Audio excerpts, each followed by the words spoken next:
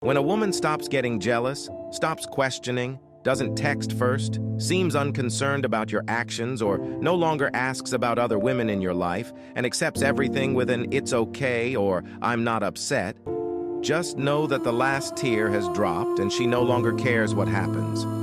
A woman does not make noise when she's leaving you. She made noise before when she wanted to stay, but you didn't listen. When her silence speaks louder than her words, understand it's not because she's calm, it's because she's done. She's tired of fighting for someone who made her feel like she wasn't worth the effort. She gave her all, but when her peace became more valuable than her pain, she chose herself. And that's when you realize the quiet departure of a woman who once loved you fiercely.